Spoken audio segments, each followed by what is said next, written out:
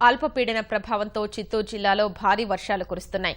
రాత్రి నుంచి ఎడతెరిపి లేకుండా కురుస్తున్న వర్షాలకు జిల్లాలో వాగులు, వంకలన్నీ పొంగి పొర్లుతున్నాయి.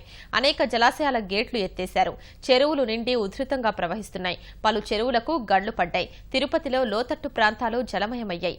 జిల్లాలో భారీ వర్షాల కారణంగా పాఠశాలలు, అంగన్వాడీ కేంద్రాలకు సెలవు ప్రకటించారు. ఎస్వీ విశ్వవిద్యాలయంలో పీజీ పరీక్షలు వాయిదా వేశారు. తిరుపతి, చిత్తూరు, శ్రీకాళహస్తి, సత్యవేడు, పుత్తూరు, నగరి ప్రాంతాల్లో లోతట్టు ప్రాంతాలు జలమయమయ్యాయి. అనేక ఇళ్లు జలదిగ్బంధంలో చిక్కుకున్నాయి. తిరుపతిలోని మధురానగర్, విద్యానగర్ కాలనీ, సుభాష్ నగర్ కాలనీలు నీటితో నిండిపోయాయి. ఇళ్లల్లోకి నీరు చేరి ప్రజలు తీవ్ర ఇబ్బందులు ఎదుర్కొంటున్నారు. లోతట్టు ప్రాంతాల ప్రజల్ని పునరావాస కేంద్రాలకు తరలిస్తున్నారు. లోతట్టు ప్రాంతాల ప్రజలకు భోజన వసతులు ఏర్పాటు చేస్తున్నారు. జిల్లా వ్యాప్తంగా సగటున 10 నుంచి 15 సెంటీమీటర్ల వర్షపాతం నమోదైంది. జిల్లాలో వంకలు, వాగులు, నదులు ఉప్పొంగి ప్రవహిస్తున్నాయి. కాళంగి, కృష్ణాపురం జలాశయాలు నిండిపోయి గేట్లు ఎత్తేశారు. కాళంగి జలాశయం ప్రధాన గేటు కొట్టుకుపోయింది. 9 గేట్లు ఎత్తి జలాశయం నీటిని వదులుతున్నారు. కృష్ణాపురం జలాశయం నిండటం వల్ల 2 గేట్లు ఎత్తేసి నీటిని వదులుతున్నారు. మొన్న వర్షాలకు బహుదా నదిపై మేడికుర్తి జలాశయం కట్ట తెగిపోయింది. ప్రస్తుతం వర్షాలకు కాళంగి జలాశయం ప్రధాన గేటు దెబ్బతింది. జలాశయంలో నీరంతా వృధాగా పోతోందని రైతులు ఆవేదన వ్యక్తం చేస్తున్నారు. జిల్లాలో ఎన్టీఆర్, అరిణియార్, కళ్యాణి జలాశయాలకు భారీగా నీరు చేరుతోంది.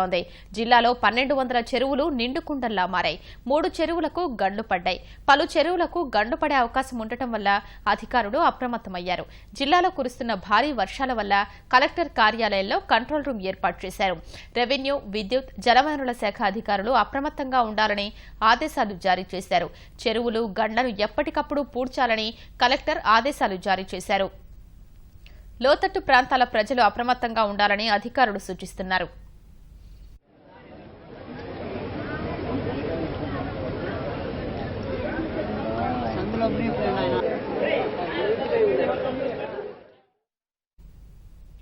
భారీ వర్షాల కారణంగా తిరుపతి నగరం జలమయమైపోయింది. లోతట్టు ప్రాంతాల్లోకి భారీగా నీరు చేరింది.